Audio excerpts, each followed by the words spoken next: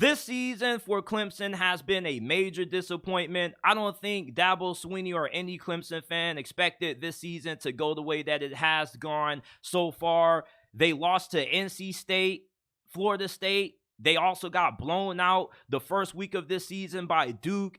And Dabo Swinney, he went off on the caller on his weekly radio show. The caller basically questioned his salary and also questioned Clemson's performance on the field. And Dabo Swinney had some really strong rebuttals to this caller. I'm going to play a couple of minutes of this clip, and then I'm going to give my thoughts and reaction to it. What's this guy's name? Tyler. Hey, Tyler. I've listened to enough of you, Tyler. Listen, you can have all your opinions that you want. All right? I don't know how old you are. Don't really care. All right? But let me tell you something. We won 11 games last year. And you're part of the problem, to be honest with you, because that is part of the problem. It's people like you that all you do is the appreciation, the expectation is greater than the appreciation. And that's the problem.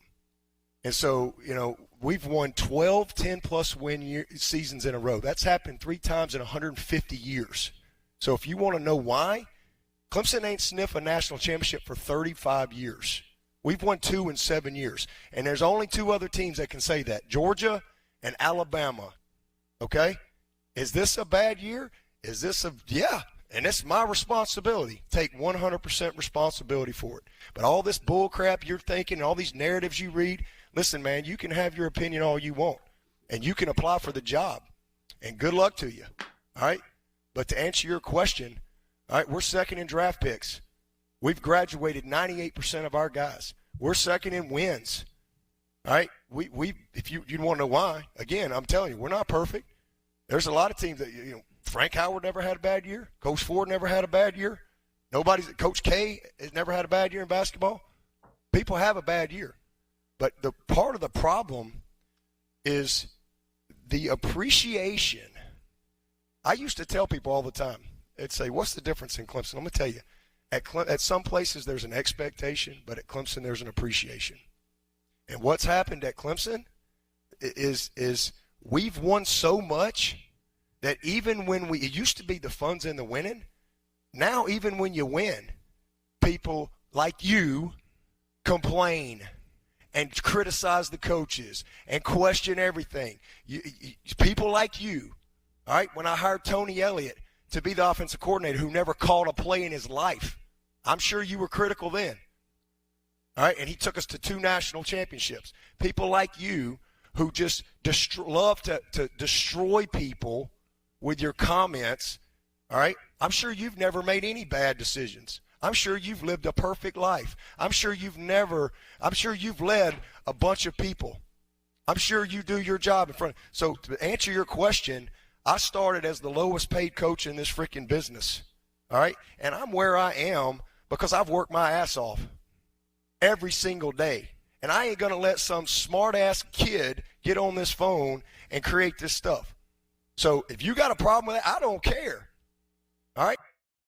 Now, obviously, you can tell by listening to this conversation with Dabo Swinney and his response to the caller that he's really upset.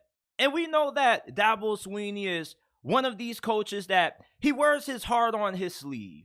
All right, he can come off as a crybaby, somebody that complains a little bit too much at times. And I kind of agree and disagree with his response to this. All right, obviously, when you're a fan of Clemson, you have really high expectations, just like how Ohio State fans have high expectations. And even when they win, there are still Buckeye fans that are heavily critical about Ryan Day. And there are Ohio State fans that are going to criticize every single thing that goes wrong with Ohio State, even when they win. And when they lose, Ryan Day's going to get a lot of criticism. But part of being a head coach is being able to take this criticism on the chin and not letting it get you too emotional. Dabo Swinney got really emotional in this. And there's a saying that goes, if you're a head coach, don't listen to the fans or you'll end up sitting in the stands with them. Dabo Swinney, I think that he's somebody who pays way too much attention and gets way too riled up about what fans say. This has obviously been a really disappointing season for Clemson. This has pretty much been a disaster. You lose to Duke, NC State, that's never acceptable. And I get where he's coming from with the appreciation part. You know, Clemson fans should be appreciative of all the great years they've had and all the national championships. But at the same time, the level of expectation for Clemson should never go down. This fan base is used to competing for national championships, competing for a spot in the college football playoffs. They're not used to being 4-4 and not being in the conversation to make it to the ACC championship game. And although Dabo Swinney did take a little bit of accountability, he still is kind of not taking full accountability when he's trying to blame this on the fans, saying you're part of the problem. No, the fans are not part of the problem. The fans are never part of the problem. The fans have nothing to do with the terrible play calling that we saw when DJ Uiagalelei was at the helm at quarterback. They tried to say that DJ Uiagalelei was the problem. He transfers to Oregon State. And meanwhile, Cade Klubnik is still having similar issues that DJ Uiagalelei had. The offensive line is still not great. You still don't have game-breaking talent at wide receiver. And you're not utilizing the transfer portal. There's a reason why Clemson is where they are right now, 4-4 prior to playing Notre Dame. And they potentially could go 4-5, and there's a very strong chance they don't make it to a bowl game this year. Even though I'm pretty sure they'll be able to get the 6 wins. But Dabo Swinney, just trying to say the fans are the problem, just is a bullshit excuse to me. Don't blame the fans for being part of the problem. The fans aren't part of the problem or the solution. Fans are spectators. They have the right to have their opinion. And yeah, the caller may have gotten a little bit smart, and Dabo Swinney, he has the right to respond in any way he feels fit, but this came off as a little bit overly emotional, and it sounded like Dabo Swinney was a crybaby. He basically was telling the fans basically to shut the F up and just enjoy the national championships that we've won in the past. And I get Dabo Swinney's frustration, but as a head coach, you have to go about handling these things better than what you do. Dabo Swinney lets the media get the best of him way too often.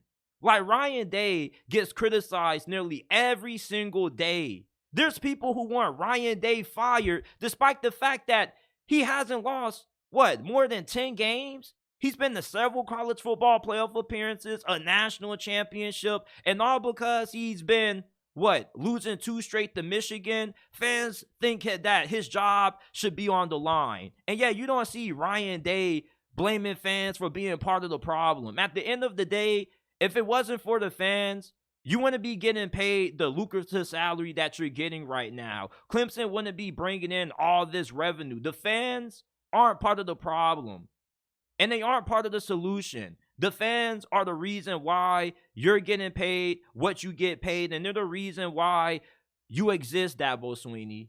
I think that you're a little bit underappreciative of the fans in a sense. And yes, the fans have a right to criticize you. Now, could he have gone a little bit more respectful with his comments to you? Of course he could have. But as a head coach, you have to be able to take this kind of criticism. And Dabo Swinney, he's just way too thin-skinned for me. And I like Dabo Swinney. He's one of my favorite coaches in all of college football. You talk about somebody who can get players ready to go in big games. Dabo Swinney is an ultimate motivator. But to act like the fans are part of the problem is just a cop-out to me. How about you hit the transfer portal and do what Florida State did, which is why they were able to beat you. Keon Coleman, Jaheim Bell, Jordan Travis all had a really good game against you when they beat you a couple of weeks ago. And where did those guys come from? They came from the transfer portal. Look, I get that Dabo Swinney runs his program the best way he sees fit. But you also have to understand that it seems like the game is starting to pass him by, and he's starting to get a little bit too stubborn and a little bit too caught up in his way, and he's starting to overlook, and he's not being able to adapt to the current state of college football, and his stubbornness is costing Clemson, and these fans are letting him know that. And for Dabo Swinney to have this response kind of comes off as a little bit insecure to me.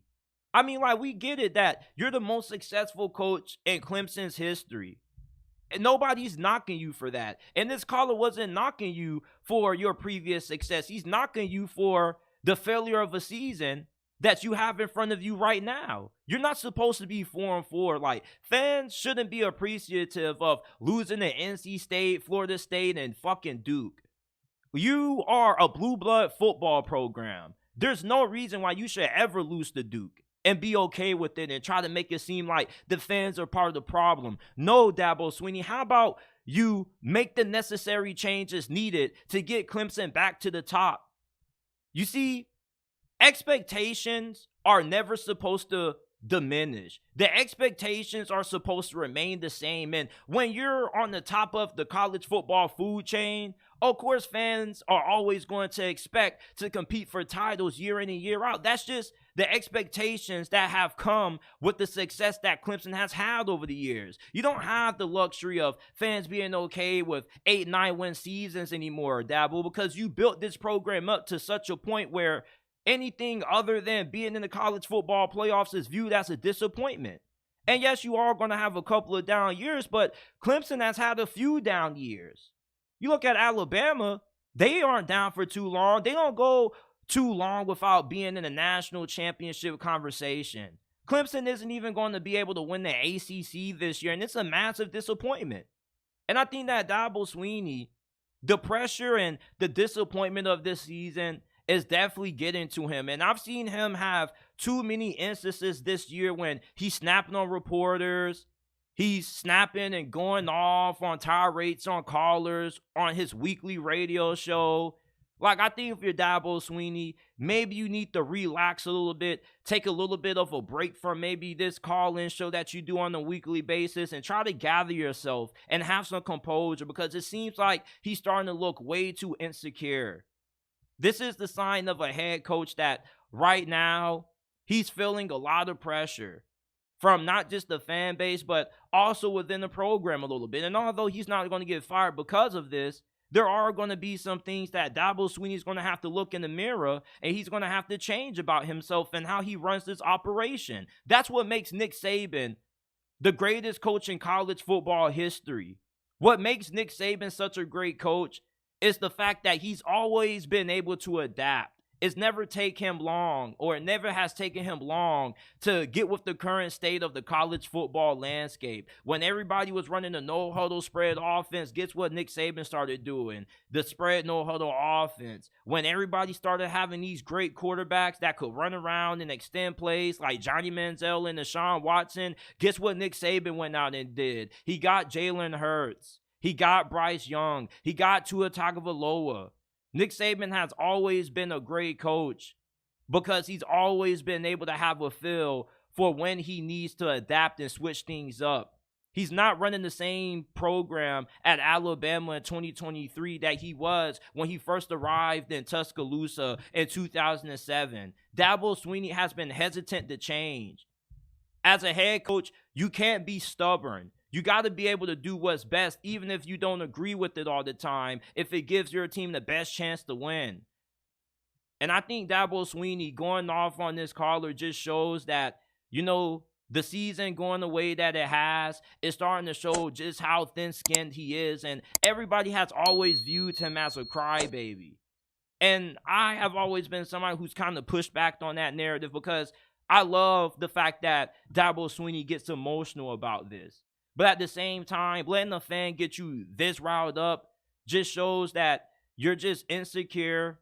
And it also shows the fact that, you're somebody who doesn't really do a good job at handling criticism. Anytime you criticize Dabo Swinney, he comes at you. He can never take it on the chin. So those are just my thoughts on Dabo Swinney's tirade on the fan on his call-in show. I'm pretty sure a good amount of you guys are probably going to disagree with what I said. Some of you guys are going to agree, but I just think that Dabo Swinney went about this the wrong way. You got to keep your composure. Like, he just went loose. You can never let a fan get you this riled up, especially when you know that the season's going the wrong way. It's not going the way that you wanted it to, but at the end of the day, that's just part of the job. I mean, trying to make it seem like the fans are the problem is just a cop-out and it's a bullshit excuse. No, Dabo Swinney, the fans are not part of the problem. The fans pay money to come to these games. They buy merchandise. They're a large reason why you're getting paid that big salary. They have a right to be upset when they feel like expectations aren't being met. And you as a head coach need to do what's in the best interest of your program and trying to get Clemson back to that championship level. Don't tell fans to bathe in past success. Nobody cares about the past. People care about the present and the future. And the present and the future of Clemson football, people think is on the decline.